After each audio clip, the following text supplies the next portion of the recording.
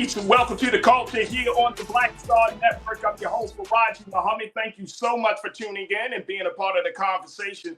Folks, we got a lot to talk about. First and foremost, let's give you another development in the case of the tragic killing of Jordan Neely, as the ex-Marine has been brought into custody and he has now been charged with manslaughter. We'll talk a little bit about that. Also, let's talk about what's going on in the state of Florida, as they have rejected 35% of social studies textbooks because they included information, key moments of the Black liberation struggle.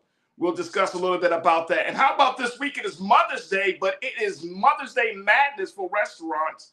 Have you tried to get a reservation this weekend? Folks, is it worth it to take mom, grandmom, whoever your mom is, take them out in this crazy, crazy time that we're in? And later on, we're going to talk to the owners of a new skincare line for children called Mela Brand, and you don't want to miss that conversation. All right, folks, it's all happening on today's edition of The Culture right here on the Black Star Network. Let's go.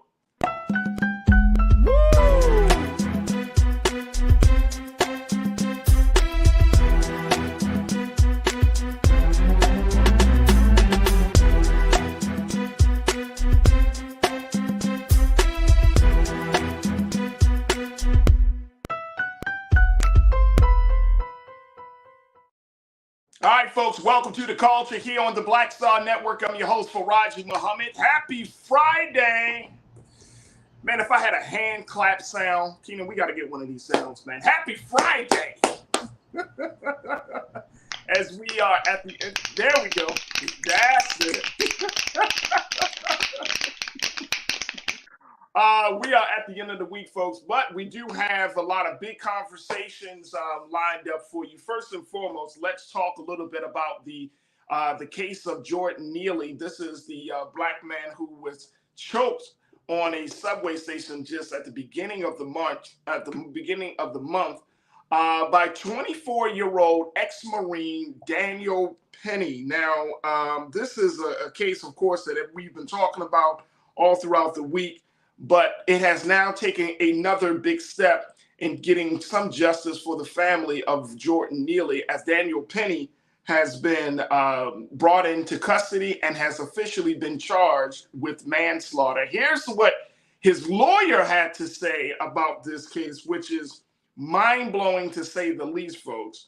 But Mr. Penny did surrender himself to police after days of not being pursued by police, after he was questioned by police on the day of the killing, and essentially let go.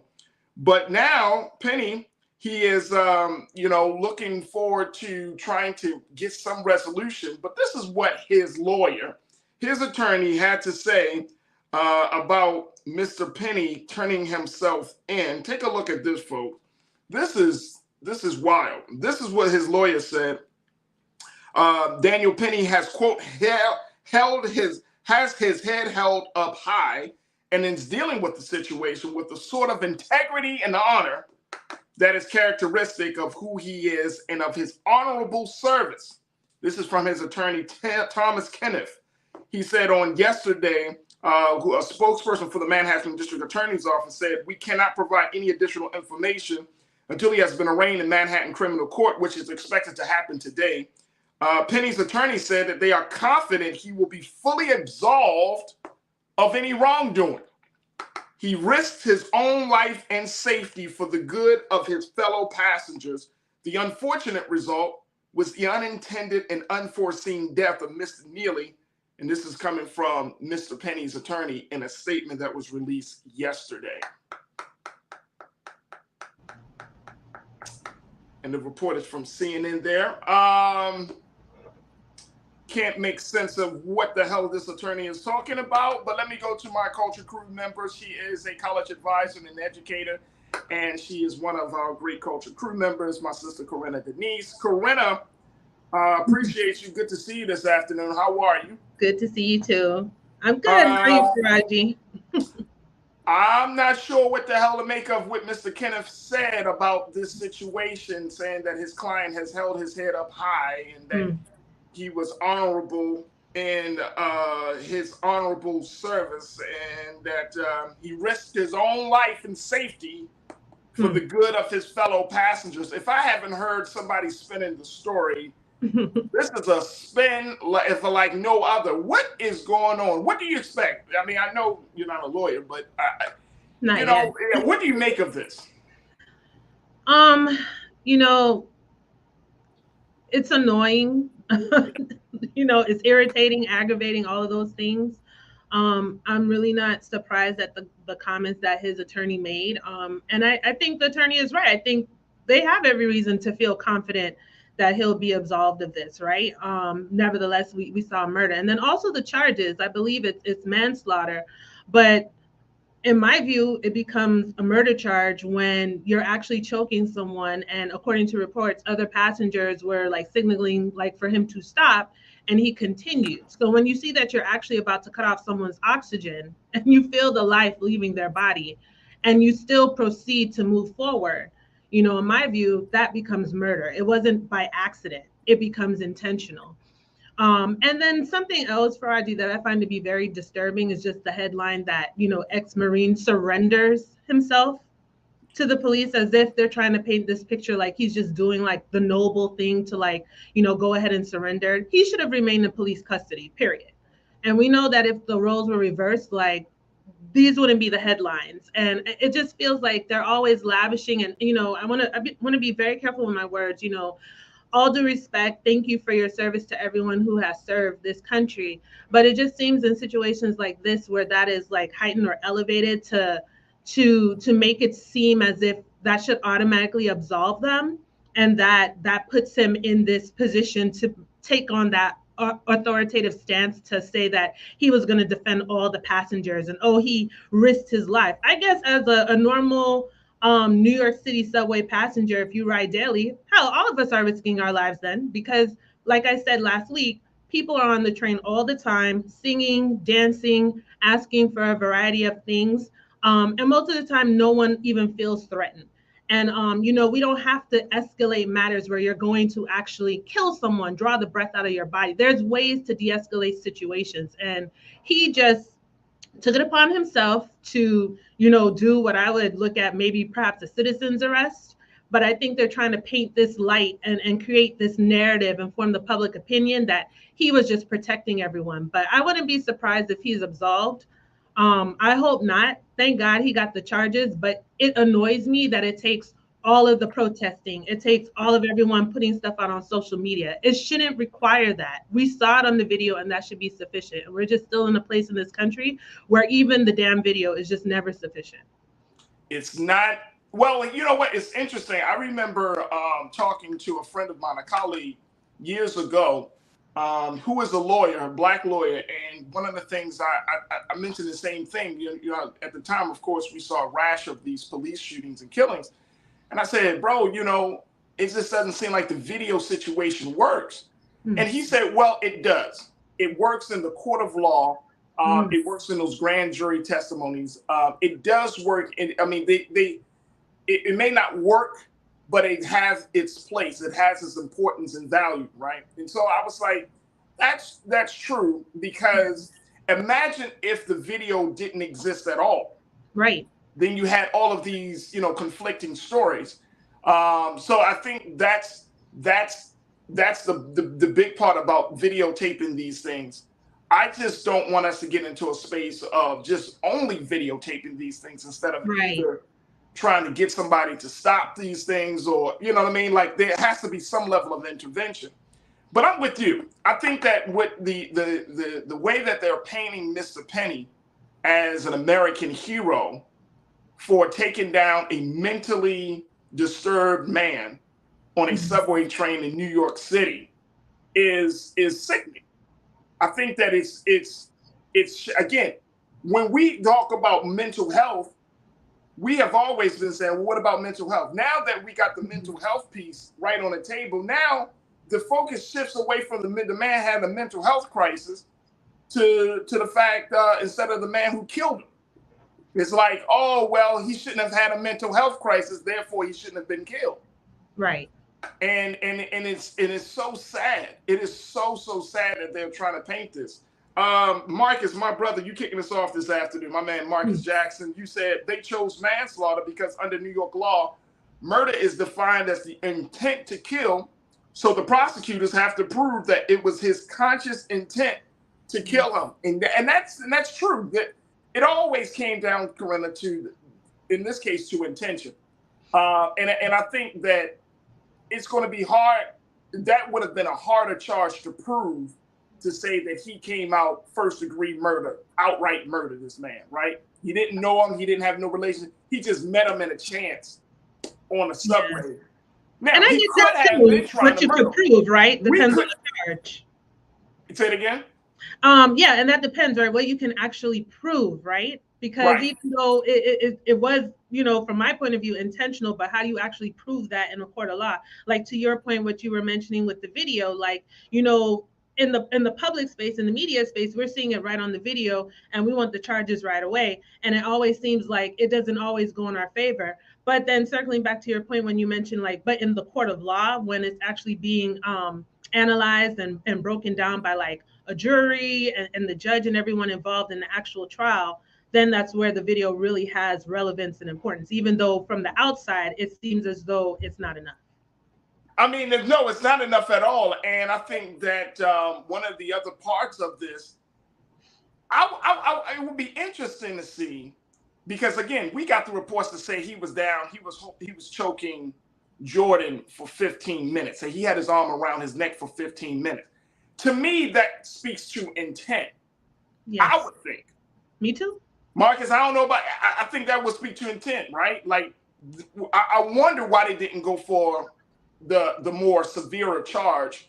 But maybe they wanted something to put it on. But that goes to intent. If you hold somebody, anybody that takes martial arts or any type of self-defense, folks, y'all know that if you take self-defense, once the person becomes unable to, or they no longer serve as a threat to you, that's the end of the game. That's the end of the conflict, right?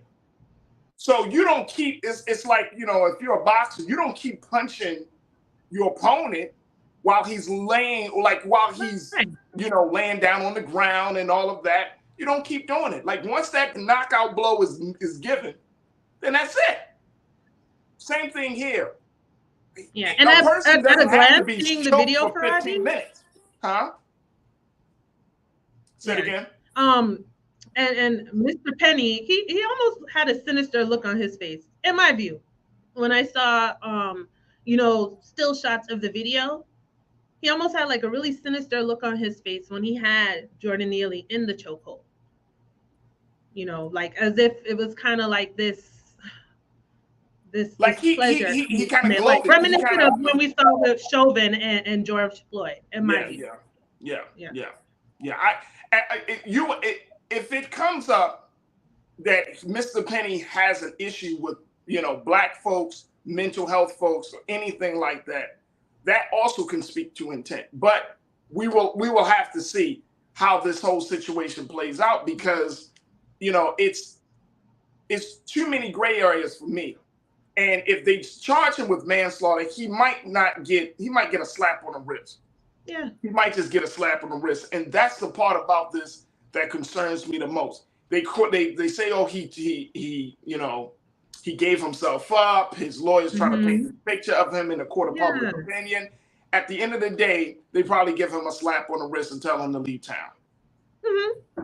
Hmm. You Yeah. know, and there will be no real justice for Jordan Neely, because regardless of what he said, how much he screamed, that man did not deserve to die.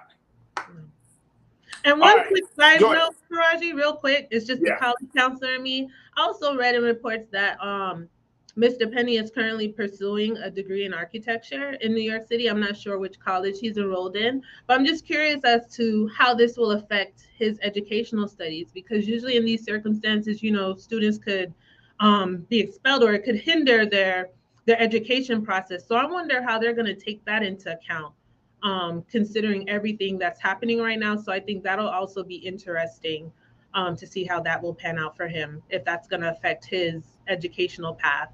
I'm not Absolutely. making any suggestions, but it is a question that, comes to mind. And anyone else, there would be an investigation or something like that if they're enrolled at a university or a college, any judicial matter, like they're going to have to review. So I'm just curious as to how that's going to work out for him. Absolutely, absolutely. Very quickly, David, you said there was proof in the video. Shouldn't be hard to prove. One of the bystanders said, "Stop! You were going to kill him," and he continued. We will have to see, folks. Thank you, Davey. Thank you, Marcus. Folks, we got to take a quick pause. When we come forward, let's shift gears from New York, take a travel down to Florida, as Florida's governor, Ron DeSantis, is once again on attack against Black liberation thought. I'm going to share with you the story that the Tampa Bay Times down there talked about, how now Florida schools have rejected some social studies texts simply because they wanted to omit certain elements of the Black liberation struggle. We're going to share with you the details, get Corinna and your thoughts on it. So stay with us. It's The Culture here on the Black Star Network.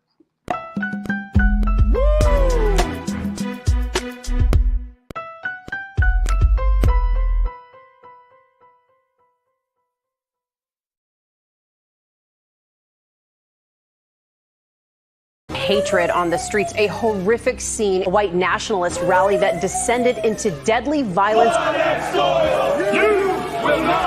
White people are losing their damn minds.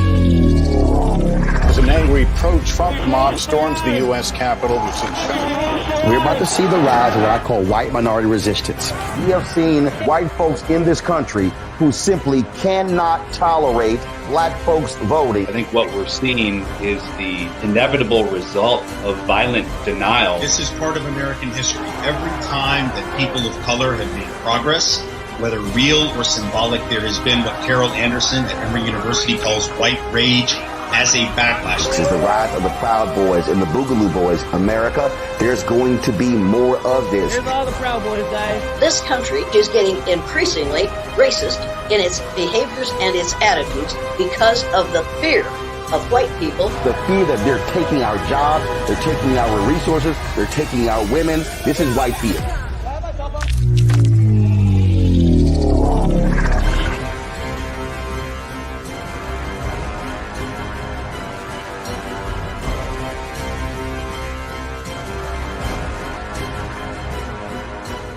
Black Star Network is here. Oh, no punch! I'm real revolutionary right now.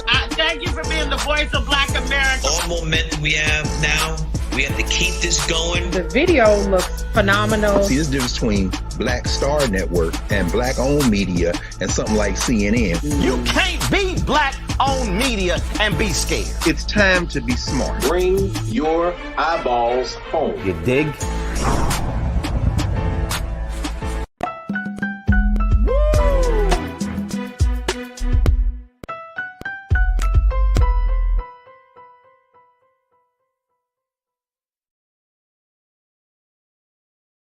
All right, folks, welcome back to the show. We want to switch gears now, talking about the state of Florida, as once again, they are back in the news for their battle with really telling the full story of Black people and our struggle and our attempt for liberation in this country, as Florida has once again done some revisions of some of their academic texts, which will affect many students, folks, down in Florida, and could serve as the tipping point for other states. Here's the situation. This is the report coming out of the Tampa Bay Times. They're talking about how Florida has rejected social studies textbooks that included some elements of some milestones of the Black liberation struggles in the recent years here in this country. The Florida Department of Education announced Tuesday of this week it has rejected 35% of the social studies textbooks submitted by publishers a year after a messy math book adoption cycle. The social studies books were expected to be more contentious than the math ones, as their topics are potentially more divisive in the current political climate. Florida has banned the teaching of several ideas, including the notion that, quote, equality of treatment under the law is not a sufficient condition to achieve justice. Critics argue that the state is attempting to whitewash history. Officials offered several examples of passages they have rejected, including one headline, "New Calls for Social Justice in a Middle School Textbook." The passage discussed the start of the Black Lives Matter movement in 2013 and the murder of George Floyd by Minneapolis police in 2020. It was removed from the book, according to the department. Let me get my education official. Let me bring her in, Corinna Denise, because this is your home. This is what they likes to do. I can't deal with this. I can't deal with your governor and your state down there. I really can't, Corinna. I can't deal with this guy. He's taking out big milestones of our struggle, of the history of America. Yeah. And not even seeing it and not even understanding it. And this is a real threat. I'm telling you, folks, and crew, I want your take on this. If Black children don't know about the Black Lives Matter movement, if Black children don't know about George Floyd, how do we connect the dots between what we saw back in the 60s and the 70s and where we are today? How do you connect the dots to show that there's an evolution of the movement? There's a continuation of these atrocities that are affecting Black people in this country. If you don't put them in a book and our children don't study it or can't study it. I mean, this is. Well, you know what, Farajii? I'm going to push back a little. I think DeSantis does understand it. I think he understands that it is necessary for him to, dumb our children down per se, and to intentionally take out these absolutely necessary pieces of history, right? It's American history.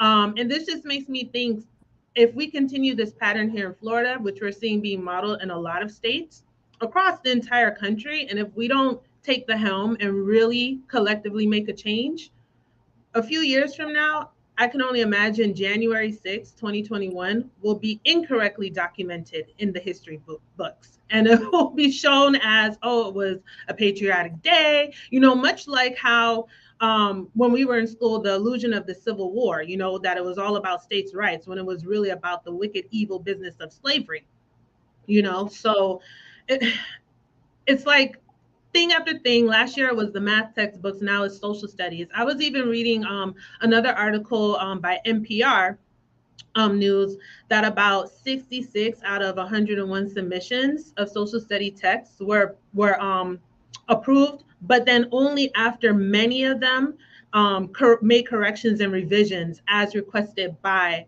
the state of Florida. Wow. So you can only imagine all the scrutiny that publishers are under. And if they get through, they're not even submitting their actual material, much like we've seen with the AP African American Studies course, right? With College Board, all the back and forth with the revisions. So this is going to continue. But I think what's also important, I think this also shines a magnifying glass as to how important it is for us to be teaching our children history.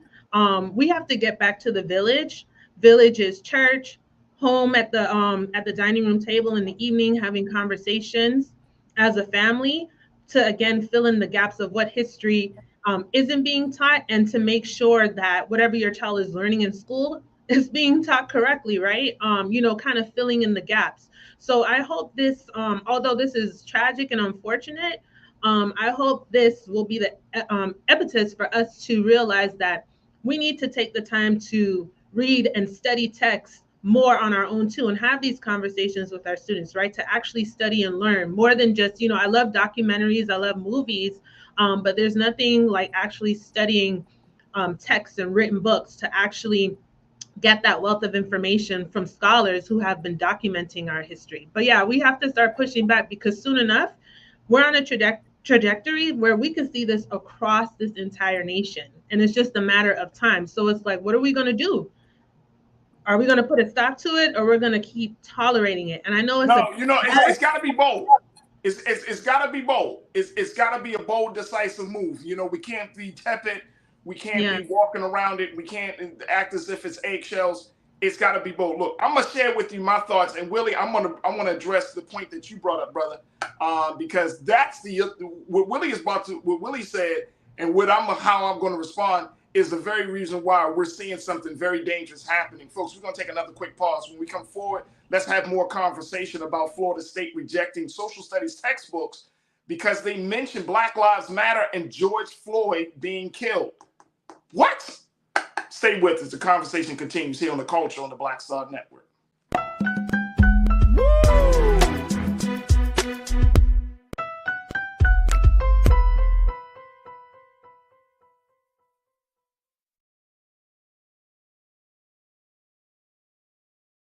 Black Star Network is here. Oh, no punch! I'm real revolutionary right now. Thank you for being the voice of Black America. All momentum we have now, we have to keep this going. The video looks phenomenal. See, this difference between Black Star Network and black-owned media and something like CNN. You can't be black-owned media and be scared. It's time to be smart. Bring your eyeballs home. You dig? When you talk about blackness and what happens in black culture, we're about covering these things that matter to us, speaking to our issues and concerns. This is a genuine people-powered movement. There's a lot of stuff that we're not getting. You get it, and you spread the word. We wish to plead our own cause. Too long have others spoken for us. We cannot tell our own story if we can't pay for it. This is about covering us. Invest in black-owned media. Your dollars matter. We don't have to keep asking them to cover our stuff. So please support us in what we do, folks. We want to hit 2,000 people, $50 this month, raise $100,000. We're behind 100,000, so we want to hit that. Your money makes this possible. Checks and money orders go to P.O. Box 57196, Washington, D.C. 20037-0196. The Cash App is $RM Unfiltered. PayPal is R Martin Unfiltered. Venmo is RM Unfiltered. Zelle is roland@rolandsmartin.com.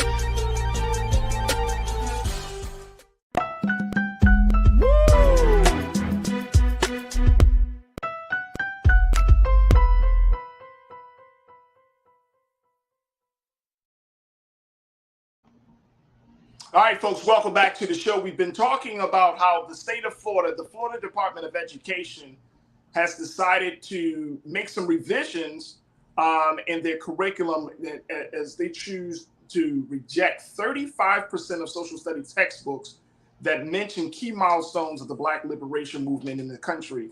They wanted to reject textbooks that mention Black Lives Matter being started in 2013. This is recent stuff, folks. And they wanted to forget that they did not want it to be mentioned that George Floyd was killed back in 2020, kicking off a summer of protests and what some would call a racial reckoning. Yeah. So apparently, let's not just talk about those things because it didn't matter. It didn't happen. Folks, this is happening in Florida in 2023.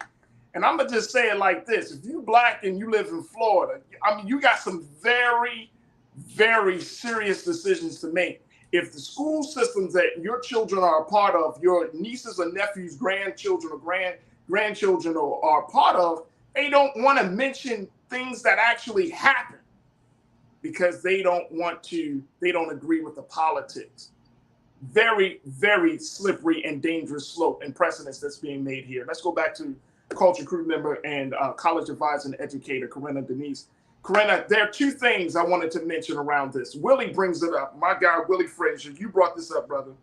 You said, and I'm going to go back to your take on this. You said, I really hope DeSantis runs for president so he gives up the governorship. This is a wake-up call, and he will fight, and we will fight this authoritarian regime. Can I add to that real quick, Farajii? I'm sorry to like.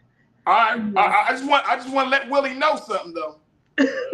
I wonder if it's the same thing on our mind, but I think it might be correct. I just want to. I'm looking down quickly because I want to make sure I don't misspeak. I got some notes here. Okay, so a lot of folks may have heard that Florida had another voter suppression bill that passed through it was SB 750, HB 767.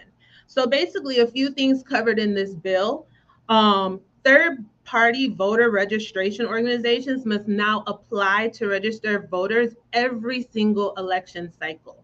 So like any nonprofit, any on the ground, maybe where you see folks out, you can just go up and register to vote. They have an additional rule that they need to follow. They have to apply each election cycle. First-time Florida voters to vote in person, if they don't have a verified social security card, driver's license, or ID card, they're not going to be able to vote. Elections police have been expanded. They have expanded authority to investigate and prosecute election alleged violations. And we all know, like, we had no election hiccups in Florida. In fact, he won the state even in the last election. Well, I'm speaking of the election of 2020 with Biden Trump. So like it was just political theater, raise people's emotions or whatnot for their base. Another thing is third-party voter registration organization that collects voter registration applications. They have to provide a receipt to each applicant. Each person handling voter registration applications, they cannot be convicted of a felony, and they have to be a U.S. citizen.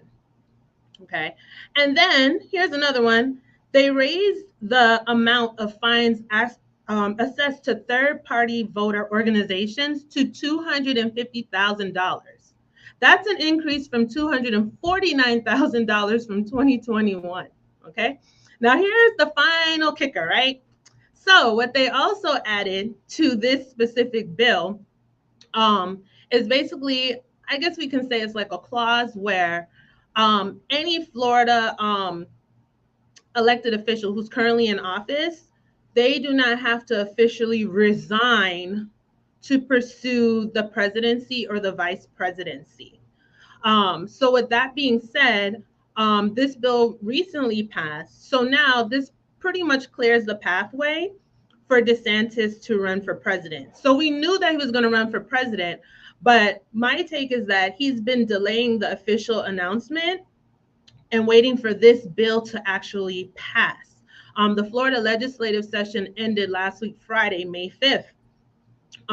So I anticipate after he did his his little world tour and he visited specific states important for electoral college and the presidential vote or whatnot, he's probably going to officially announce sometime maybe this summer, maybe the end of the month, I don't know. But I think soon after the legislative session had ended and this bill had passed. So that kind of pretty much clears the way because, and here's the thing too, how confident are you really about winning the presidency if you have to make sure you secure your job you have now?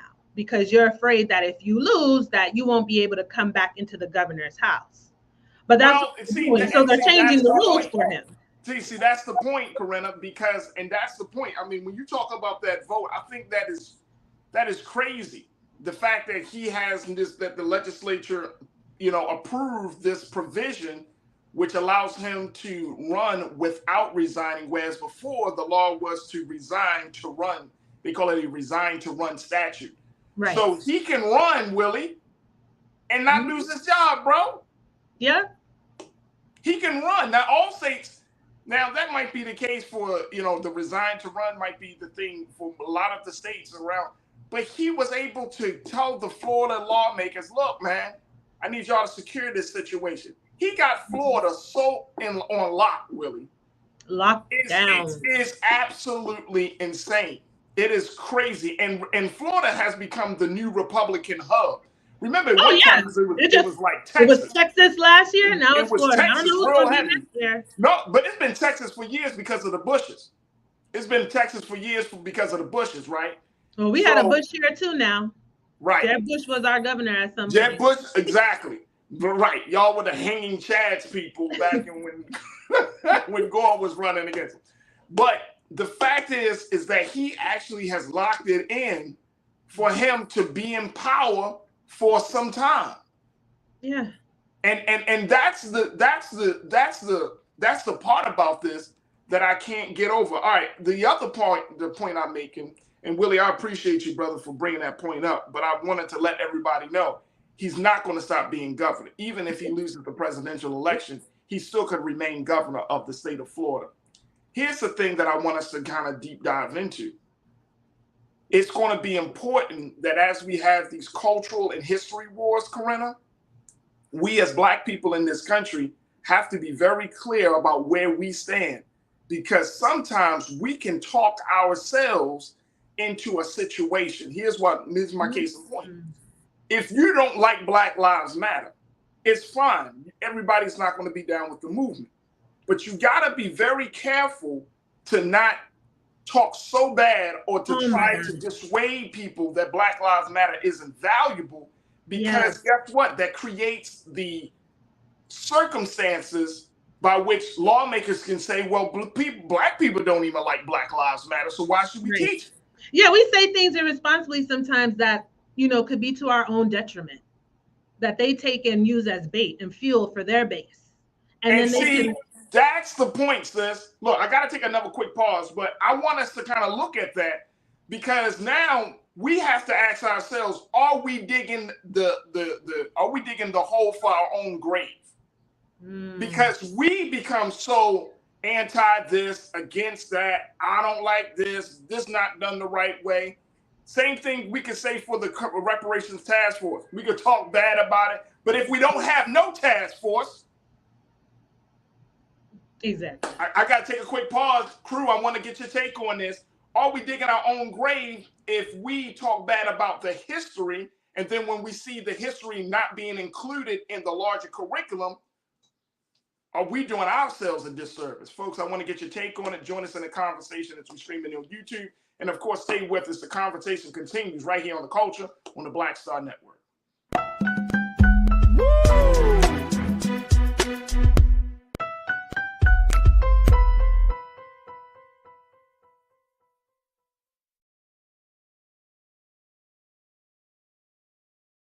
Hi, I'm Dr. Jackie Hood Martin, and I have a question for you. Ever feel as if your life is teetering and the weight and pressure of the world is consistently on your shoulders? Well, let me tell you, living a balanced life isn't easy. Join me each Tuesday on Black Star Network for A Balanced Life with Dr. Jackie.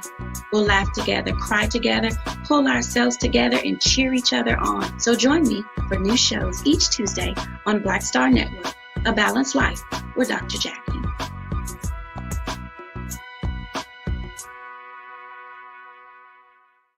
Black Star Network is here. Oh, no punch! I'm real revolutionary right now. Thank you for being the voice of Black America. All momentum we have now, we have to keep this going. The video looks phenomenal. See, there's a difference between Black Star Network and Black-owned media and something like CNN. You can't be Black-owned media and be scared. It's time to be smart. Bring your eyeballs home. You dig?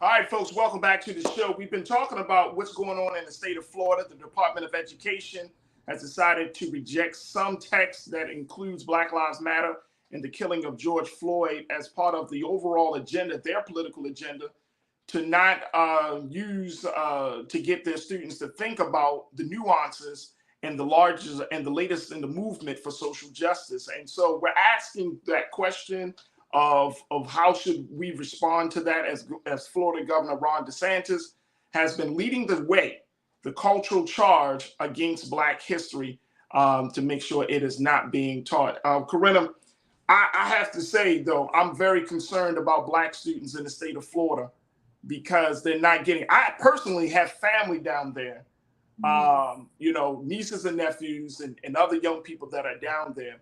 And when I talk to Tanira's mom and my mother-in-law, and we talk about these things, and I'm always like, Mom, you really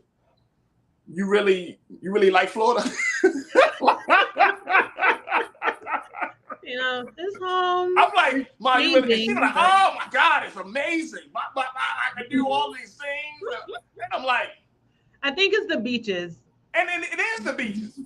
And see, here's what I'm saying, I get it. I get it. Trust and believe. I get it why people move down there. Same reason why people move out to California, right? Like it's certain climate and all of that stuff.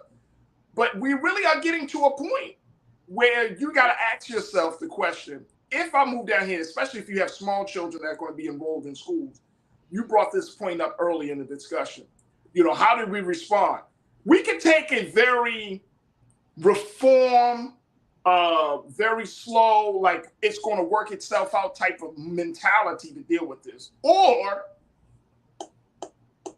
let me just throw an idea out here. We don't have enough time to explore it, Corinna. Let me just throw this idea out here. Whoop, here we go. You can take your children out of the schools. Homeschool? If you go to homeschool, if you invest in curriculum or you know, more culturally centered curriculum for Black students, for Latino students and Hispanic students. Like if you find that your school, if you find that your child's school, and I'm talking about for Florida residents, if you find that your child's school is not teaching them the basic things, we're not talking about this. Davey brings up this point. Davey, you bring up an excellent point, brother. You said this is incredible. The talking point used to be we don't have to talk about slavery because it was too long ago. Now we can't even talk about yesterday. Perfect. That's a perfect comment because it's like now we can't talk about yesterday, about what happened to our people yesterday. So now what do you want? If it's whitewashed, how do you empower Black students? Now, this is at the public school level. This is not at the collegiate level as far as I understand right now, Corinna. But how do you empower Black students? How do you empower any group of students if they have this very, very skewed and racist view of the world around them? And how does that add to one's you know, sense of self and not add to one's sense of inferiority? And I'm speaking of for Black students, right? It's like Black parents, I think there's going to have to be some serious decisions made. Do you agree? Would you put your child in a school knowing that they're not going to get a very full history? They're not going to be taught slavery. Oh, no, they definitely not going to be taught that, except in the narrative of what, that white people ruled over Black people? You know, Farajii, I think homeschool could be an option, but then we also have to be realistic. A lot of parents and families, that might not be a feasible option for them, right? So that's the other part. You know, so then how do we support those students and those families, right? So all of these things kind of come up. And then it depends on too, like where you go to school. Just quickly, I'll share, and I think I might have shared on the show before, like I'm kind of like that little mid-September baby.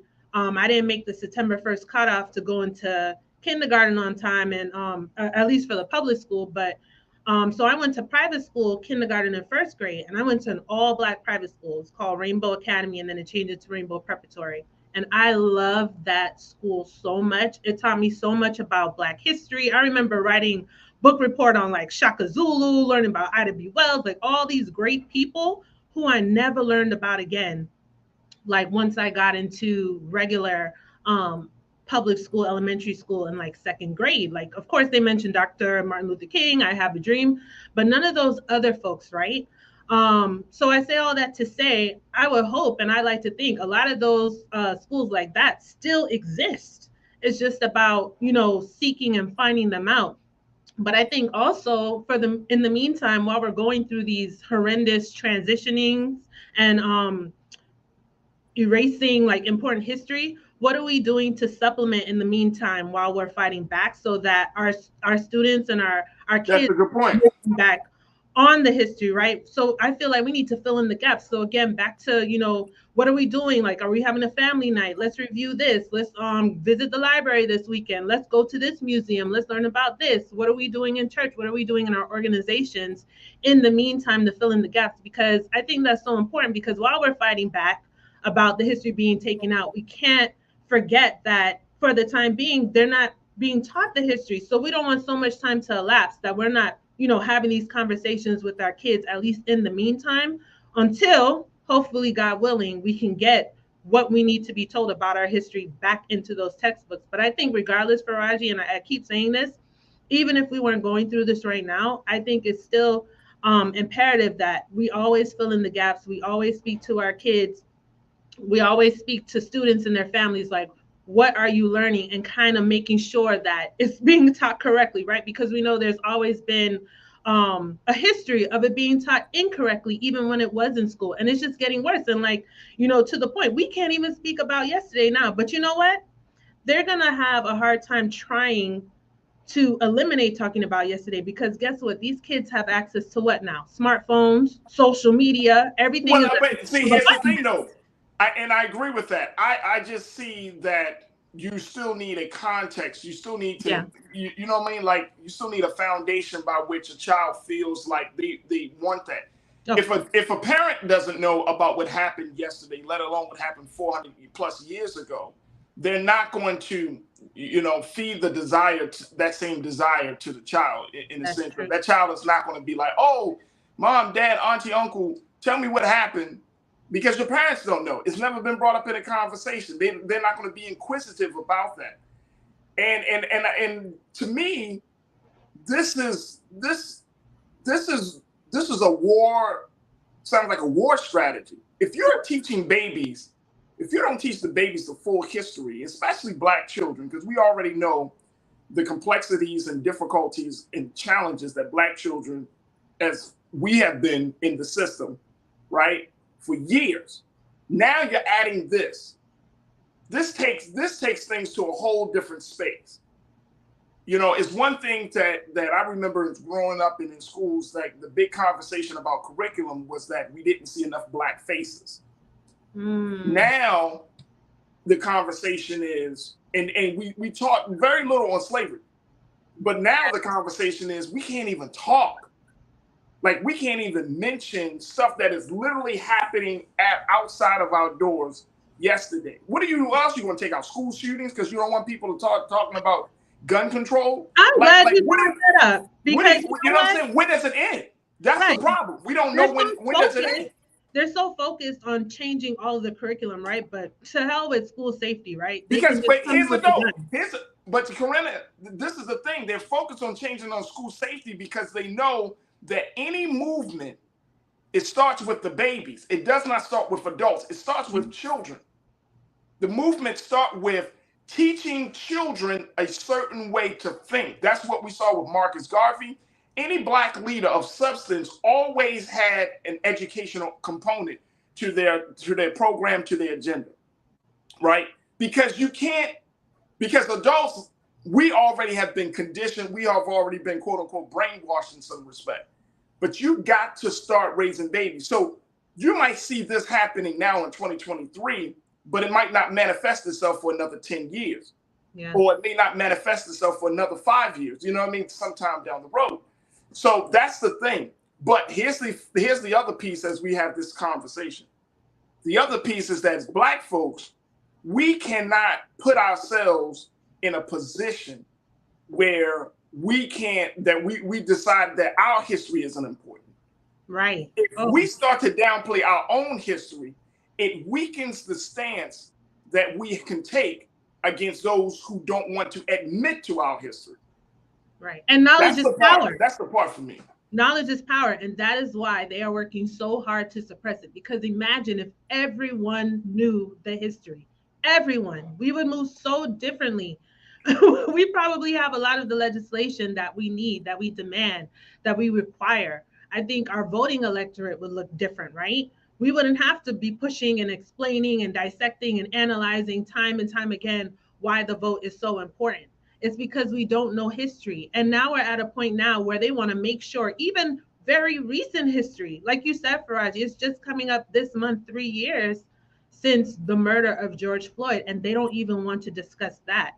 Students should be talking about world news and events and current events in school. And it sounds like that's going to be eliminated as well, because they don't want them to be well versed in that history. It develops ideas, they create informed opinions, and they'll start to push back against the narratives that they are trying to create. Right, right.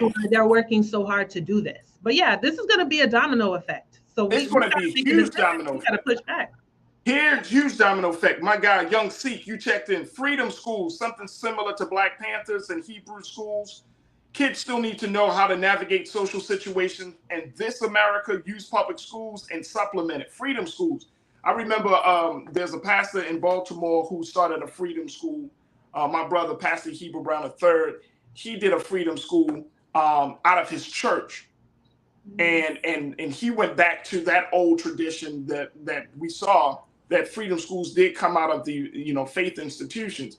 So to Young Sik's point, that may need to happen. But again, if black folks don't, first thing, if black folks don't know that this is happening, or black folks don't care that this is happening, then freedom schools won't come into existence. You see what I'm saying? Like, there has to be, and people often have things that when you hear these type of stories that it takes like thousands and thousands of people. It really doesn't.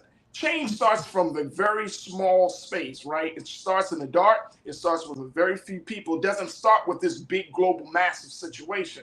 Mm-hmm. So if one or two communities to say, look, we're going to use our church on a Saturday and we're going to start a freedom school because we're starting to see that the government, in cities across this country, black churches are more prevalent. They're just as prevalent as damn liquor stores, right? In some of your urban cities. And with urban cities where black folks are, if freedom schools can be worked out of those churches, just imagine the domino effect. What church doesn't want to talk about, they call it, what's that liberation theology? What church wouldn't want to share that with the next generation of black children? It starts with a church. It starts with a mosque. It can start with a community center. As long as there is a space for people to gather together and to share their ideas, that may be happening. But there's got to be something different. This cannot go on. We can't go into the 2023 school year this fall and be like, well, hope for the best. Yeah, there's a lot of gaps to fill in. And if they even have time to teach, Farajii, because like just on the news, local news here this morning, I'm seeing like a high school, they had to be evacuated. There's a bomb threat. Someone probably had a gun on campus. Like that's happened quite a few times for this current school year that's about to end. So it's like, when do you even have a chance to teach? Because you're looking over your shoulder all day between the drills and like the emergency evacuations that have been happening. So it's a mess. Absolute big mess. Folks, we got to take a quick pause when we come forward. Let's switch gears. Let's talk about Mother's Day, as Mother's Day is upon us. But the question is, are you going to be in a space with Mother's Day this year where you're going to be doling out hundreds of dollars to just say thank you to mom? Well, we'll share with you some of the data around that and restaurants, and of course, we'll continue the conversation. So stay with us. It's The Culture here on the Black Star Network.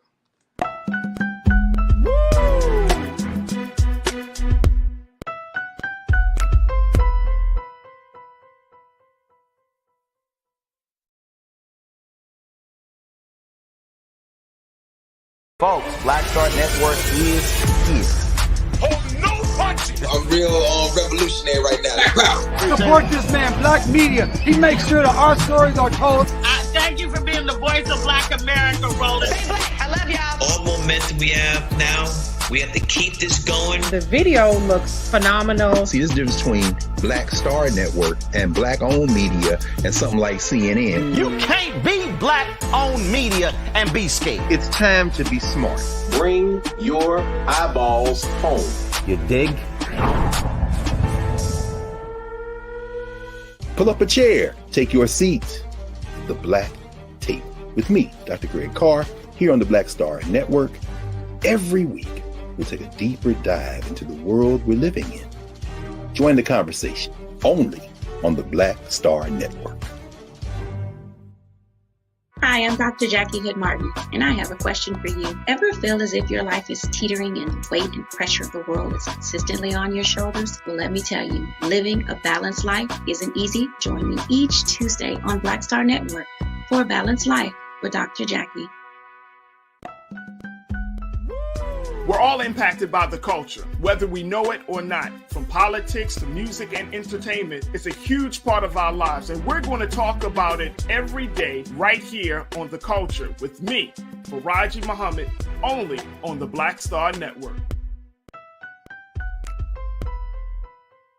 I'm Deborah Owens, America's Wealth Coach, and my new show, Get Wealthy, focuses on the things that your financial advisor and bank isn't telling you but you absolutely need to know. So watch Get Wealthy on the Black Star Network.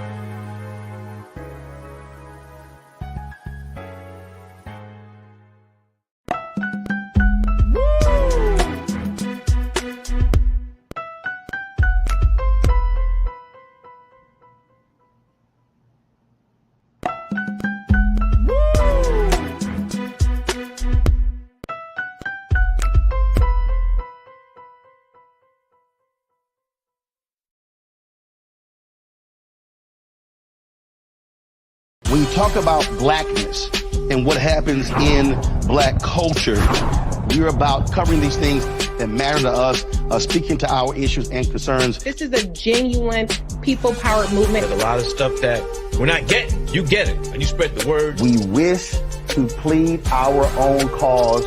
Too long have others spoken for us. We cannot tell our own story if we can't pay for it. This is about covering us. Invest in black-owned media. Your dollars matter. We don't have to keep asking them to cover our stuff. So please support us in what we do, folks. We want to hit 2,000 people, $50 this month, raise $100,000. We're behind 100,000, so we want to hit that. Y'all money makes this possible. Checks and money orders go to P.O. Box 57196, Washington, D.C. 20037-0196. The Cash App is $RM Unfiltered. PayPal is R Martin Unfiltered. Venmo is RM Unfiltered. Zelle is Roland@RolandSMartin.com.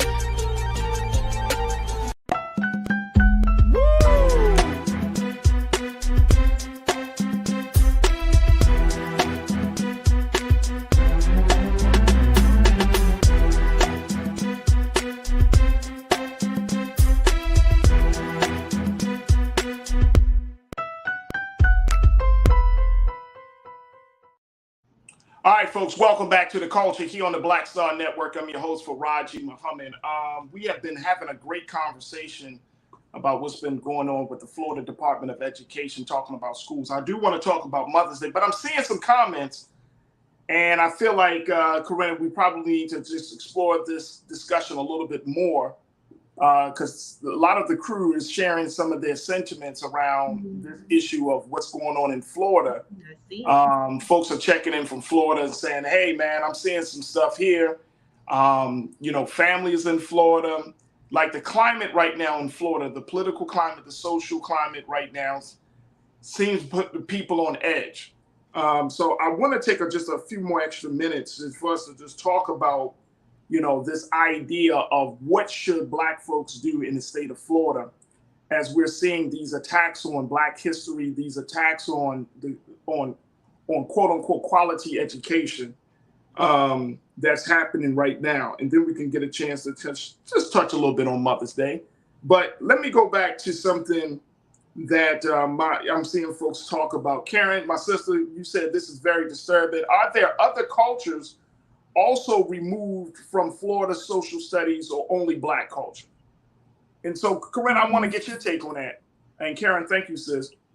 Are there other cultures? Have you been hearing of other groups of people whose history has been revised to fit this agenda coming from the GOP governor? Ooh, Karen, sis, that's a good question. I honestly cannot speak to that because I don't want to speak accurately. I do not know, but I think that is a question that I definitely would like to look into and get back to everyone here in the audience. But yeah, I would imagine maybe to some extent, but I don't know for sure. But more than likely, I would think. Right. I would think so too. But it seems like, as always, right, that if you want to start the attack on any other group of people, start with Black folks. Yeah, we're the go-to. We're the go-to. We're the scapegoat. Karen, great question. Thank you so much for checking in. Danita, you checked in and said, this absolutely disgusts me. Yeah, it does. It disgusts me, but it's also the part, and again, this might be something that we're I don't want to forecast any type of impending doom here, Corinna. Yeah. But something is on the horizon. Something is on the horizon.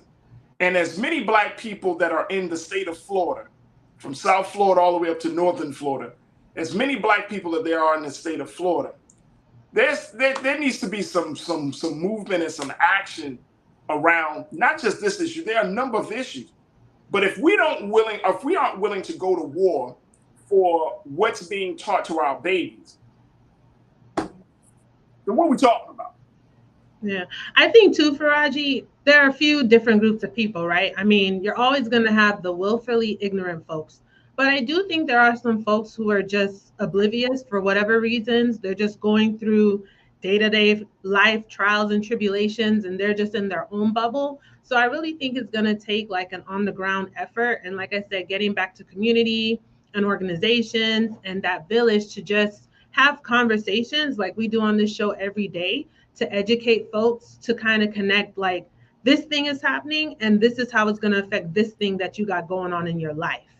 And I think that's going to be a domino effect that we need to create to get everyone on board for us to stop with all of these changes to curriculum, all of these laws, all of this legislation that is harmful and detrimental to our humanity here in the state of Florida and just in this country, period.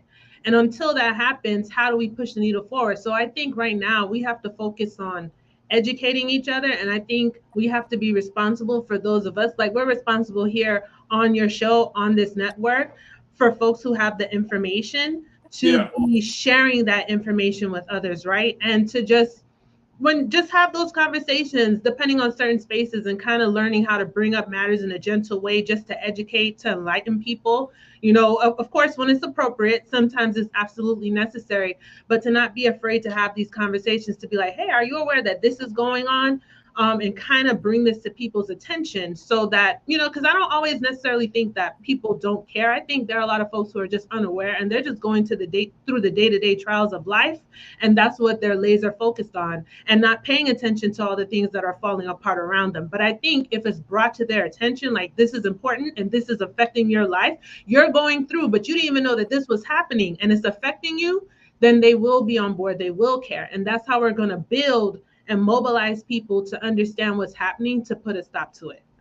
I think, and I would agree. I would wholeheartedly agree. I think that people, you know, to put yourself is one thing that you, as an activist, as I've been doing this for years, like you do sacrifice a part of your time. You sacrifice your time away from your family, your personal time. You sacrifice your energy. You sacrifice whatever skills you bring to the cause that you're fighting on behalf of. So you give and give and give. And so I think that that's the part about, you know, what we're seeing now. I don't think a lot of everybody can't do this work. Everybody can't be on the front lines. And I totally understand it and get it. But the time that we're living in this country is going to have to compel us that we can't operate the same way we did 10, 15, 25, 30 years ago. I agree. The time is just too serious. Yeah, it's way too serious. It's just too critical for us to just say, all right, well, you know, they'll work it out. Or, you know what I mean? Like, as long as we just do this and that. And I see a lot of people in the chat and the part of the crew that say, look, this is the importance of voting. Yeah, but this is not voting, because these things, we could say, okay, when is DeSantis? I think he was just elected last year, if I'm not mistaken. Yeah, he was just reelected last year. He just reelected last year, so that was 2022. That means his term doesn't end until 2026. So do you wait, 3 years? No, well, we don't wait, but we have to organize and wake people up. You organize on that front. But I'm saying, like, for these next 2 years, well, let's break it down even smaller. For the next 2 years, this year for the school system, and then the year 2024 for that school system, and possibly for 2025 school system. Mm-hmm. But for the next 2 years, what's going to be the action plan? What's going to be the response that Black parents and Black educators, you can even include white parents and white educators who are of good and sound conscience.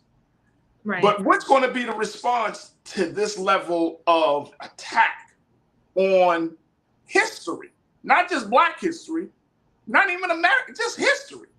And I'm going back to Davey's point, if we can't talk about yesterday, then we really have a problem. we really have a problem. What is going to be the plan of attack for 2 years? Let's just say for 2 years. What's our 2-year plan to make sure that our babies get educated? Is it homeschooling? Is it freedom schooling? Freedom schools? Is it, I saw some folks at charter schools. What's going to be and that's the conversation, because you can wait for somebody to get voted in, and you can wait for a state representative to come into the picture within that 4-year time frame and say, all right, we're going to change this. But you're still, I mean, again, at the end of the day, it's still the babies have to go through the schooling system every day for 9 to 10 months.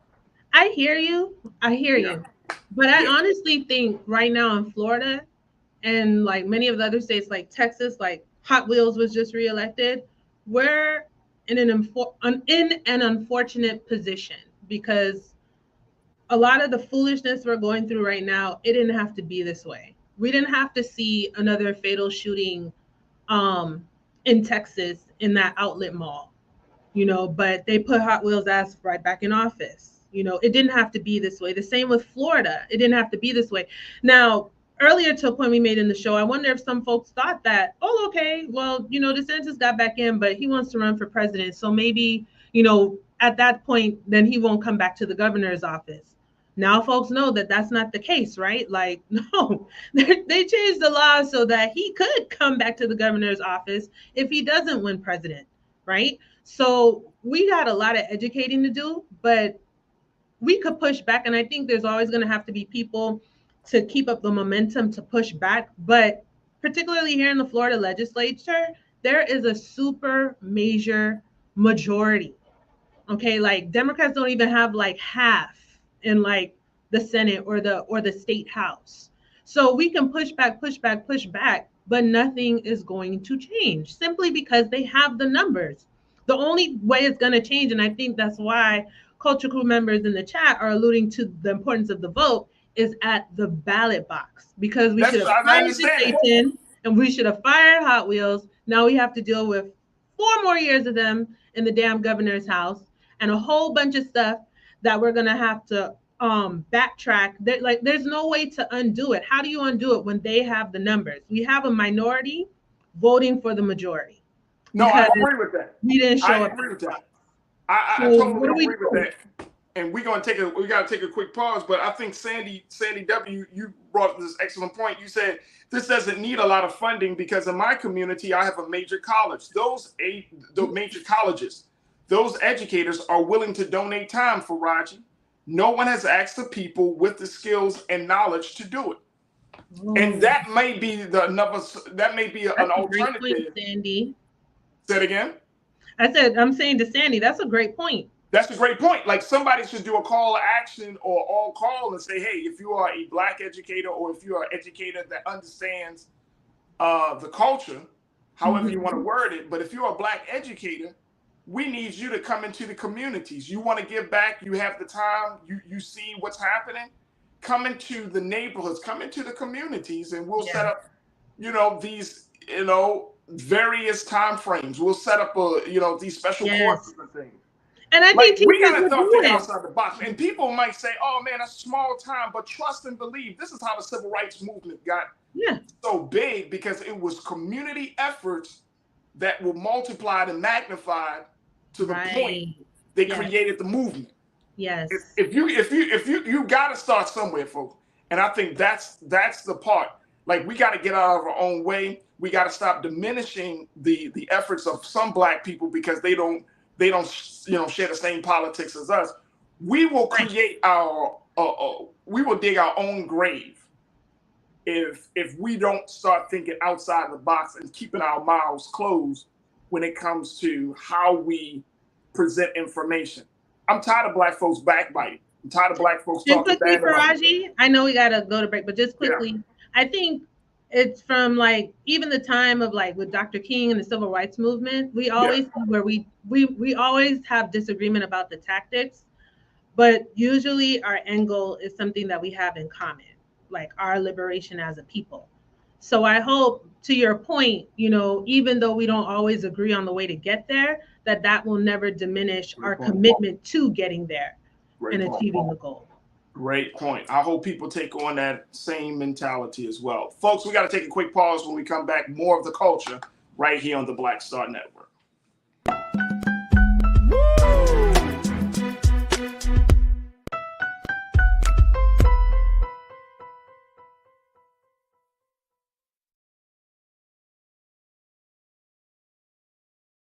Hi, I'm Dr. Jackie Hood Martin, and I have a question for you. Ever feel as if your life is teetering and the weight and pressure of the world is consistently on your shoulders? Well, let me tell you, living a balanced life isn't easy. Join me each Tuesday on Black Star Network for A Balanced Life with Dr. Jackie.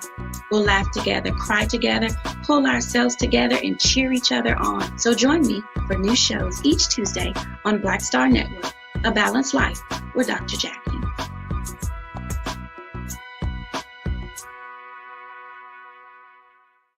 Black Star Network is here. Oh, no punch! I'm real revolutionary right now. Thank you for being the voice of Black America. All momentum we have now, we have to keep this going. The video looks phenomenal. See, there's a difference between Black Star Network and black-owned media and something like CNN. You can't be black-owned media and be scared. It's time to be smart. Bring your eyeballs home. You dig?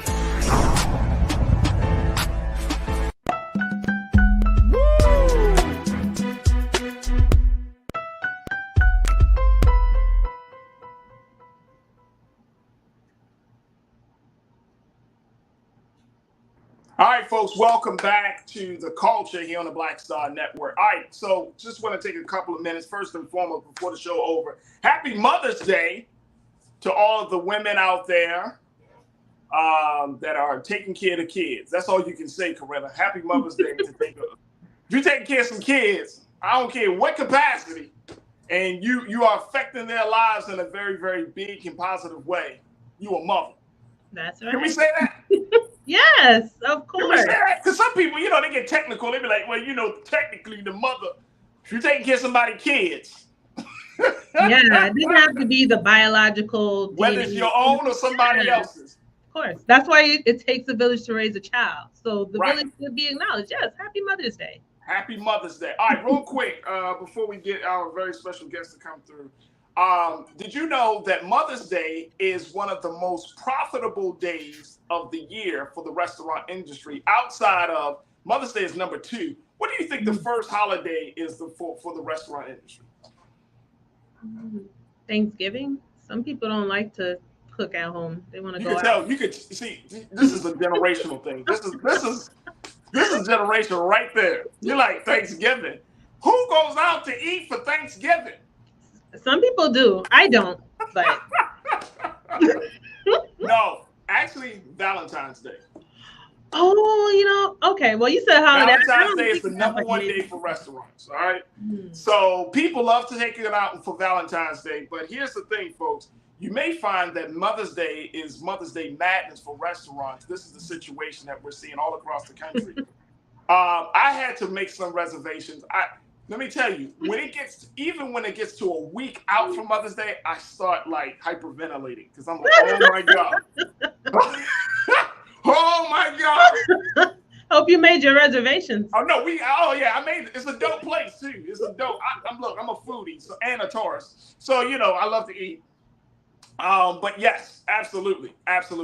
Well, it looks like that just something I thought this was very interesting, that the restaurant industry is trying to brace for what they consider to be Mother's Day weekend, which is, they say, is going to be the biggest weekend since the restaurant industry since the pandemic, because people weren't going out in 2020, 2021, still some things in 2022.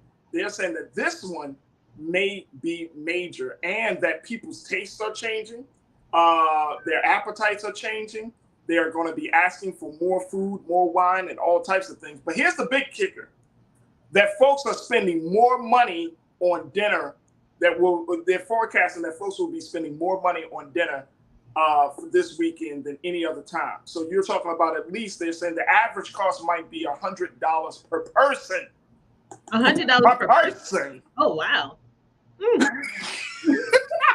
Hey, Mom, what you eating? You can't do that. You can't do that. Even your mother be like, "So, baby, where you taking me?" Be like, "Well, did you eat something before? Did you want like a snack before?" No, baby, I know. We're going out to dinner. I mean, well, see, I already got it worked out. We're having brunch. But we're not going out. We're doing brunch at like one of my family members' houses, and we're all bringing something. So, that's awesome. We'll bring all the mothers right one time. Let me just share this very quickly, Keenan. Let's go to this quote about Mother's Day. Let me tell you how much money the restaurant industry is expecting to bring in this weekend. Take a look, folks. The National Retail Federation forecasts that Mother's Day spending will reach $35.7 billion this year. Wow. With a record $5.6 billion alone spent on a meal or outing, up 6% from last year. It's the second busiest day in the restaurant business, eclipsed only by Valentine's Day, according to online reservation site Open Table. It's so funny because I actually use Open Table to make my They're always good for reservations. You know what, too? Mother's Day is always on a Sunday. And you know, a lot of folks like to go out to eat after church. And it seems like brunch, particularly, is becoming more and more of a thing. So, brunch is everything. And let me tell you, brunch is everything. As a matter of fact, let me tell you, people are spending buku dollars just for a mimosa nowadays. Yeah. So brunch is everything. So there are a lot of restaurants that are going to be offering like Mother's Day brunches. Actually, they don't want bottomless mimosa. Yes, get mama drunk. Happy Mother's Day. You're welcome, baby. Yeah. My gosh. Yeah. So what is it? Are you saying we shouldn't spend that much on Mother's Day? Well, no, I'm just saying, I'm just looking at the trend. You know what? I'm asking the question, is it worth it? Do you think it's worth it to spend all of this money on this one day, $100 plus per plate?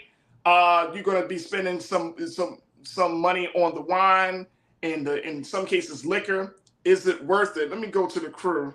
Let me see what the crew Let's see what they have to say. People saying, dang, Sandy said, dang, that's a lot of money. Yeah, it's a lot of money. and look, and the crazy part about it, Sandy, you bring it up. You said, I hope they tipping is in proportion to the service. You got to add the tip. Well, it depends on how large your party is too, because if you have a party, usually like if it's like maybe 6 or 8 people, they usually automatically take the tip. Depending on that's the other, and that's very true, because nowadays they'll tip you if you're the party of 1. They'll be like gratuity added, and then they'll ask. You look at the bill, you like, this is look. Yeah. So yes, Danita, you said no. My frugality won't allow that. You can cook me dinner at home, or a simple hug is fine. Hey, Danita, you want to be my mom? Yeah, I mean, it just depends, right? Like, you can be very creative, and I mean, if you celebrate your mom all year, regardless, I mean, it's just one day, a holiday, and all holidays are made up. Then, I think it's the act of kindness, the thought that counts. So whatever is in your budget. I hear you. That's true. Hey, I love Tiana's comment. Tiana, you my sister. You said I just upgraded my mom's phone and gave her $150. I'm tapped out. You're not going out of dinner. You're not having dinner. She be like, "Where's my Mother's Day gift? The thing that you holding on that you called me with. Happy Mother's Day." Yeah. And my mom, her birthday usually falls the same weekend as Mother's Day. This year, it's kind of like they're a week apart. Right. So that's interesting. But yeah, I mean. Do you think that should you give a gift or take your mom out? Which one is be more special? The gift or dinner?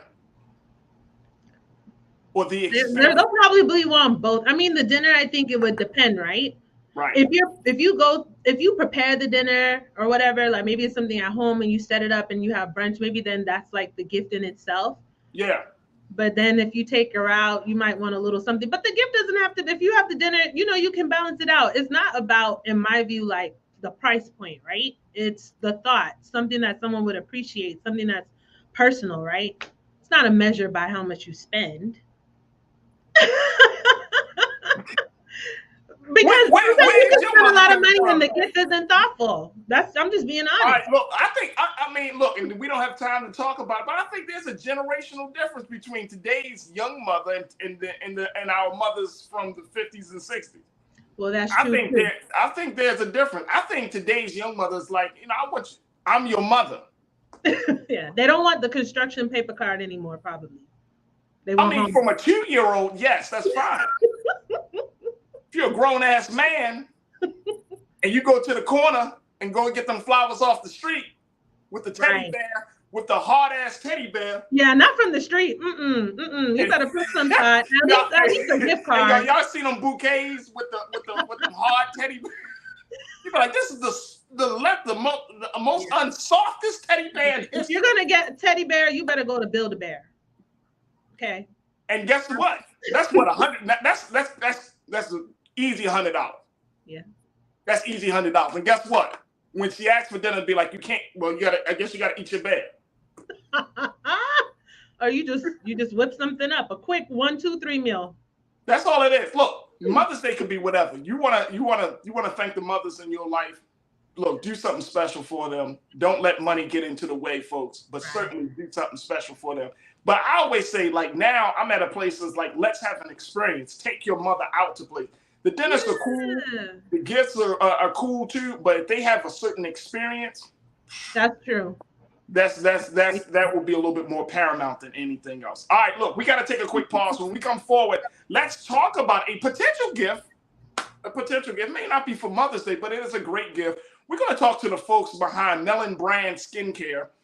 This is a brand new Black-owned, Black-operated skincare line for children.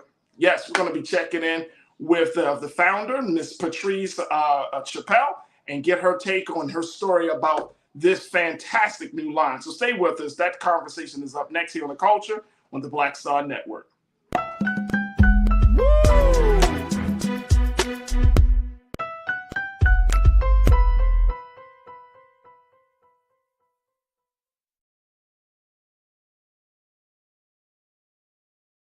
Black Star Network is here. Oh, no punch! I'm real revolutionary right now.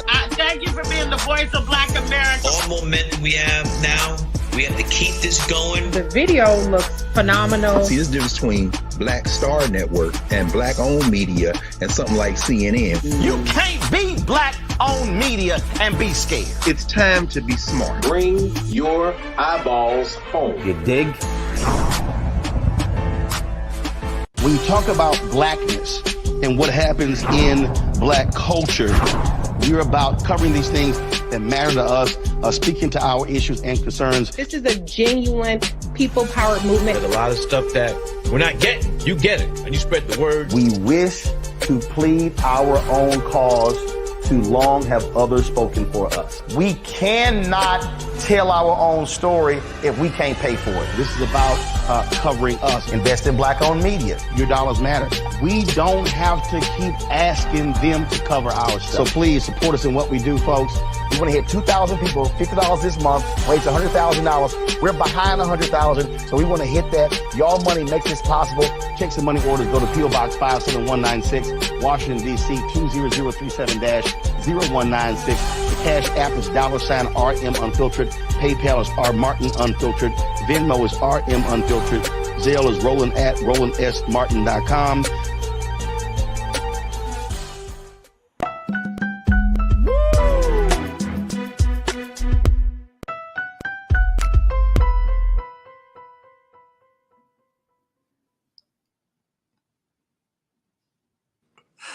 Welcome back to the show, man. Y'all are funny. My man Keenan. We still talking about Mother's Day offline, folks. And folks are like, I'm not taking her out and getting her a gift. It's just too much. It's too much money. Too much, Corinna. Just too much. All right. Let's talk to our special guest here for today. I'm very excited about Melon Brand Skin, which is a Black children skincare line. And this has a very, very powerful story as the sister Patrice Chappelle and her 12-year-old son has decided to join forces to create this very, very special facial product for children. and we welcome her to the airwaves of the culture here on the Black Star Network. Sister Patrice Chappelle. Patrice, good afternoon. How are you this afternoon, sis? I'm well, Farajii. How are you? I'm good. I'm good. First and foremost, Patrice, I want to start this off. Happy Mother's Day. Thank you. What kind of mother are you? Do you mind the gift? Do you want the dinner, or you just what kind of mom are you, Patrice? So I like both, honestly. From my mother, we usually take her out to dinner, and then she's getting flowers this year. So I like both, dinner and gifts. Dinner and gifts. You want to pick the gift, or you want your family to pick the gift for you? They can pick it for me. Will you accept it, though? Yes, most of the time, yes, I will. All right, awesome. All right, Patrice. And I got my sister Corinna Denise, who's joining us as well, culture crew member. But Patrice, let's talk a little bit about this skincare line that you and your son have developed. This is a very powerful story. First and foremost, this is not something that I don't think, and I'm not saying this to be throw shade, but I don't think this was a part of the plan when you were growing up and said, you know what I'm gonna do? I'm gonna be like a great entrepreneur. I'm gonna start a child's skincare line. So how did you get to this place? So my son, over the years, he always had issues with his skin in terms of us finding something that would help to moisturize the skin, to hydrate. And we were basically using just soap, water, and lotion. And at times I would find myself just throwing like my products his way, like products that I was buying for my skin. That's for obviously for an adult. And it wasn't working. So I got to a point where I was like, there's a need, there's a market for a skincare brand and line for children, especially children of color with melanated skin. So I just felt like I would be the one to create that market and put it out there. So whose idea was it? You saw that there was a market for you, but you're in business with your son, right? How old is your son now? He's 12. He's 12. So when y'all sat down, did he say, hey, Mom, you always talk to us about having this kind of self-care routine, but we don't see, like, what can I use as a Black boy? Like, how did that conversation go? Yes, so we actually talked about it. So for his 12th birthday this year, which is in January, instead of us throwing him a party, I gave him $1,200 towards funding this business. Of course, it costs a lot more for the formulations. Wait a minute, hold on, Patrice. Hold on, Patrice. Come on, Patrice. You act like that's a normal thing. Right? Corinna, she act like that's a normal thing. See, like for this 12th year, I gave him a nice stack of cash to start his own empire. And then I must say, I think that's an awesome gift. Come on, $1,200. Teaching him entrepreneurship to, be a start of a line and create generational wealth. Yes, exactly. And when you gave him the money, was this in front of everybody else? Like, no, because I wonder what his friends was like. Yo, your mom gave you $1,200. He was a little bit disappointed, only because, of course, he wanted his party. But I was like, we can always do a 13th party next year for when you turn, become a teenager. And right. You can start your business now, like Corinne said, to start this generational wealth in the family. So after he understood that, he started to gravitate towards that concept and he became excited. And then we got things kind of rolling. I'm becoming excited and I'm more than 12 years old. No, I think that's phenomenal. I think that's absolutely phenomenal. So you gave him this money as a part of his gift. Yes. And you, in turn, you helped him to see the bigger picture. Mm-hmm. Yes. I figured if I put some money in his hand to show him, okay, this is how you start and create something that you can pass along to your children and, of course, my grandchildren, that it would mean more to him versus if I just went ahead and did everything myself and he didn't see and understand the cash flow of how things, go out, how things come in for profit. So I want to keep him, incorporated in the entire system of how we run the business and teach him, how to become an entrepreneur as a kidpreneur. That is awesome. Now, where did you get your teachings in terms of your understanding and view? Has it been, were your parents entrepreneurs? Like, who around you, inspired you to become an entrepreneur? So my mother was actually an entrepreneur when I was younger, when I was a kid. She was a nail tech. She opened up her own nail salon. I'm from Milwaukee, Wisconsin. So she had her own nail salon in Milwaukee, and I watched her, create a business and sustain it and run it successfully. So that is where I got my inspiration to become an entrepreneur. That is beautiful. That is beautiful. All right, so you give them the money, y'all start working now. Now tell us what's been the path that y'all have been taking up to this point. So I'll be honest. I came up with this idea. We started thinking about it last year. And so, of course, life gets in the way. You have this idea and you don't put action behind what you really want to do. So things started to slow down. And it was January when I said, okay, we need to really get ahead of this and get this going. I was recently laid off from my job. I'm a federal contractor of 13 years. Wow. And so this happened abruptly last month in April. And I was completely shocked because my position was eliminated from the contract that I was supporting. So at that point, I was like, Patrice, it's time to get this thing going. So, I literally jumped on board to get everything going. I, created the name literally last month. I had some names, in mind that I was, toying around with and thinking about. And then Melon Brand Skin just kind of hit and it stuck. And I was like, this is it. I literally got the website up and running. I already had the product, the formulation was already created. So I already had all that in prepared. But, it was just me just kind of just sitting on it. And I was like, it's time to really get this out there. It's a need, especially for our Black and brown children. They need something because we always talk about, brushing your teeth, taking your bath, but we hardly ever encourage and empower our kids to take care of their skin. The first thing that people see, which is your face, and, just get proper healthy hygiene. We don't talk about that when it comes to skincare. So I really want to get that out there and empower our kids to be able to do that. So that way, when they become adults, they're not just learning how to do this skincare regimen. They're learning it now as we're teaching them now. All right, so we got more questions. I want my sister Corinna to join in this discussion as well. We got to take a quick pause. When we come back, folks, we're going to continue to talk to Ms. Patrice Chappelle, serves as one of the co-owners of Melon Brand Skincare, a skincare line for Black children. There it is. Look how beautiful. Look at the little girl's beautiful. The site is beautiful. And certainly we'll get more details about this fantastic product for you and your family. Stay with us. It's The Culture here on the Black Star Network.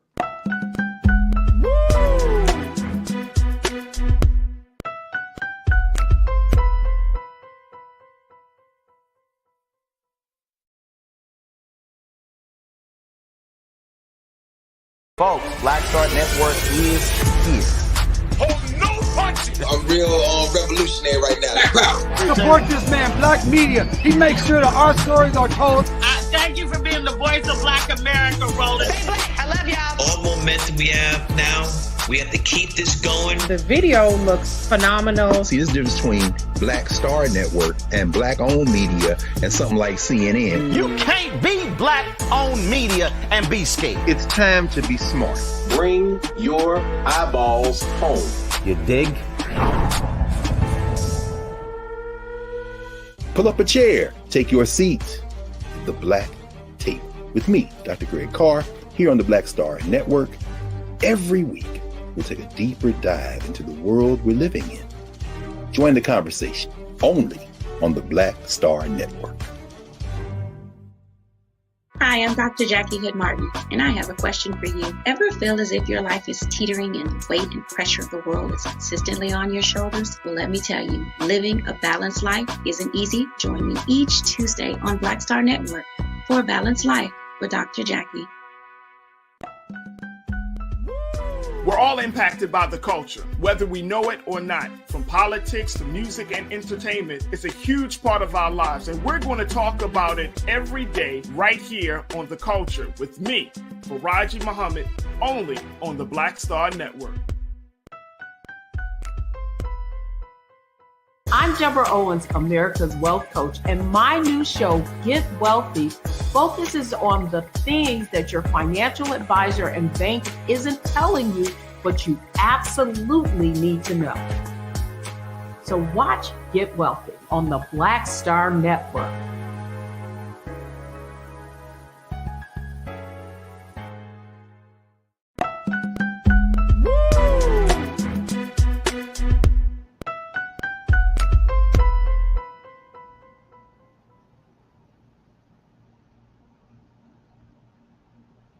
All right, folks, welcome back to the show. We've been talking to the co-founder of Melon Brand Skincare, a child skincare line for Black children. We've been checking in with Miss Patrice Chappelle, where her and her 12-year-old son have decided to come together to create this very, very special product for children. All right, Patrice, Corinna, I want to bring you back in. So Patrice, there are a couple of things that I heard in your story that I think that we should know. One is that, you know, not only did you drop the seed in your son's mind that he should start a business and become an entrepreneur, but you had the resources to do that. You gave him that first $1,200.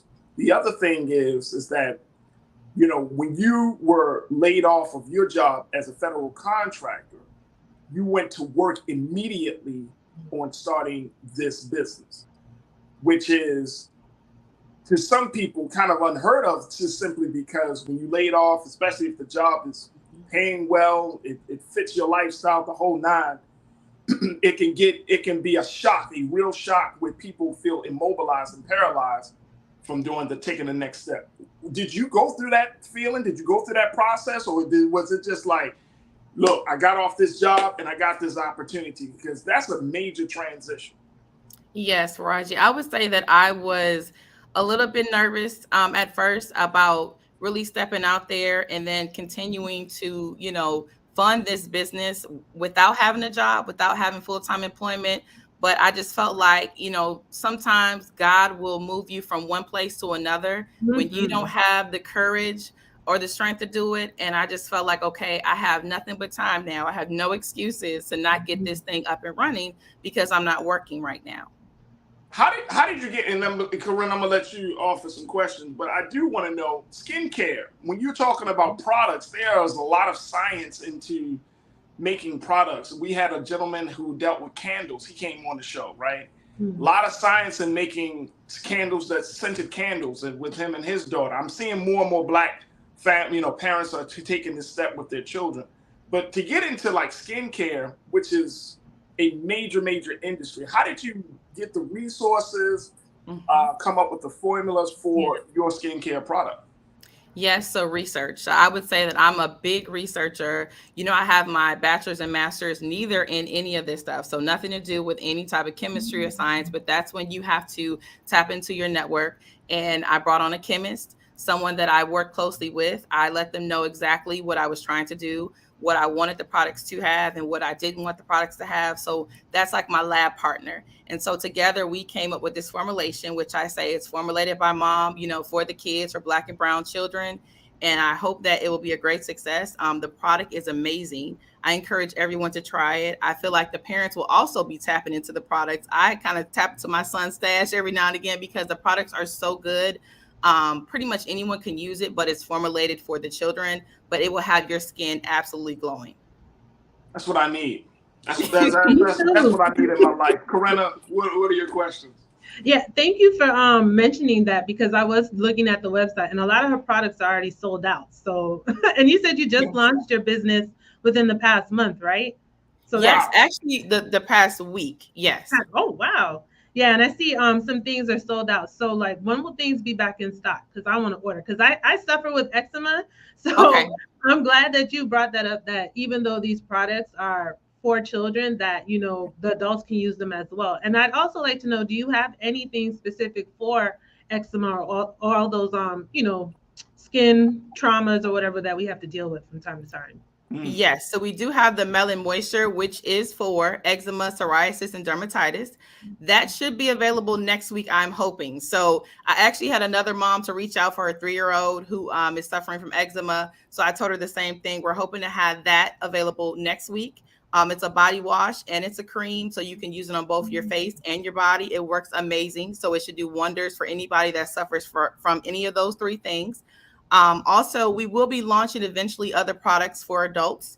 Right now, we're just trying to ease our way into the kids and focusing on them and marketing to the children because they truly need it. Right now, there's nothing on the market that doesn't have those chemicals and toxins that addresses the needs for Black kids. Absolutely. And I'm looking at the website as well, Patrice. And firstly, it's a beautiful website. Yeah, thank you. What's the ultimate goal for you? Because we have seen, Black products go to market. I can't think of, Corinna, you might remember, there's a sister that she makes great hair care, or a hair care line. What is that sister's name? Oh my gosh. It escapes me now. Carol's daughter. That's what it was. Yep. Carol's daughter. We've seen, products like Carol's daughter go to market.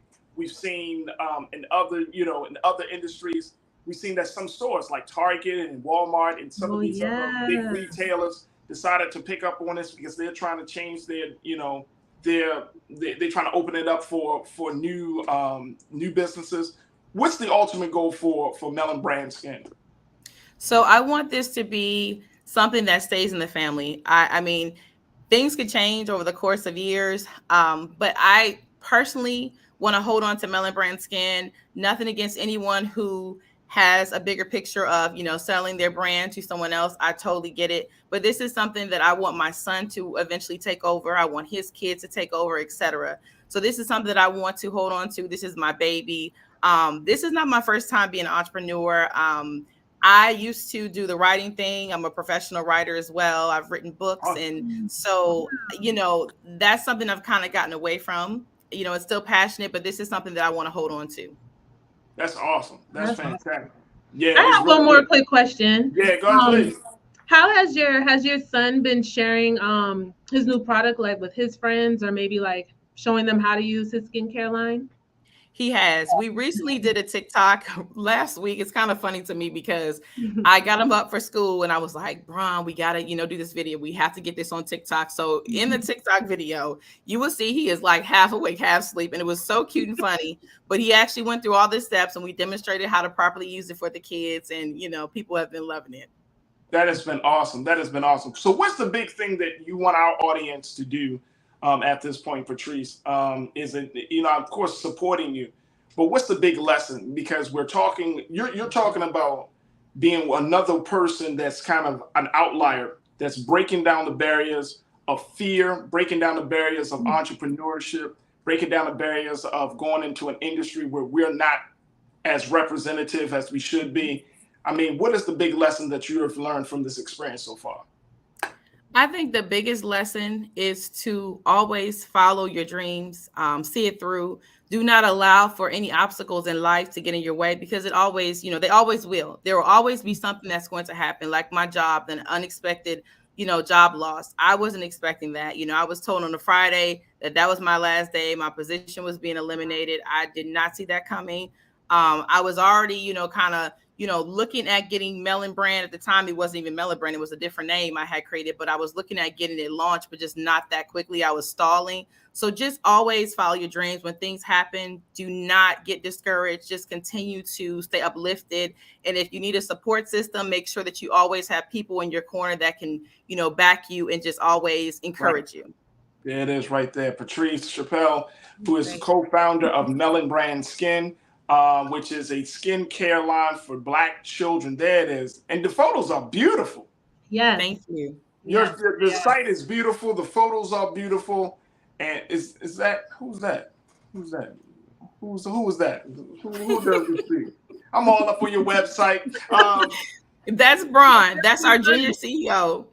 That's the junior CEO right there. Look how handsome that brother is. Look at him, boy. Thank Just you. as happy that his skin is glowing. Come on, man. Come on, man.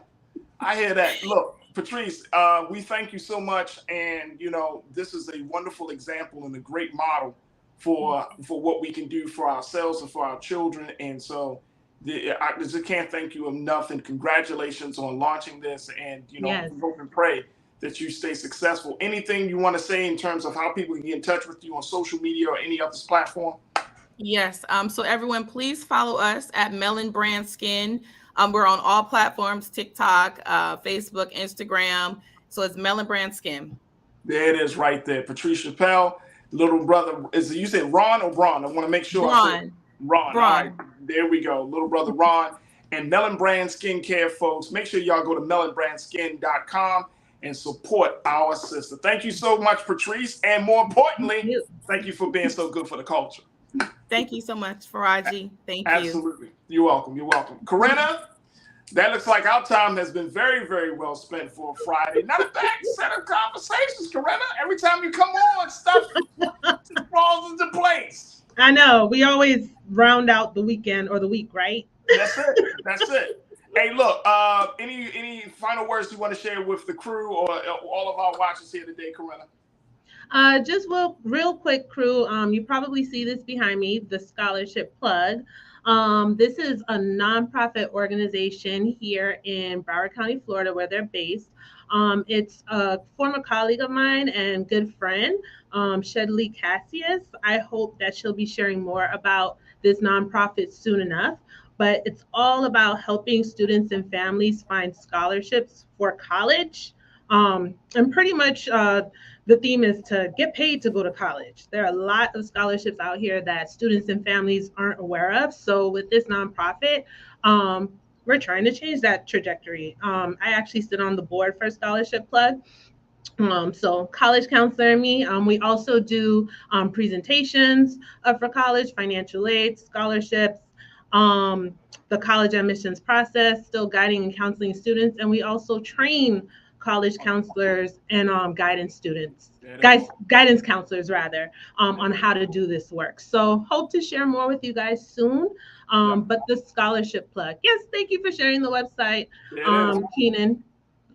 I appreciate that. Hey, Corinna, you're doing some excellent work, and more importantly, you're adding to the culture in a big way. So I only just want to say thank you.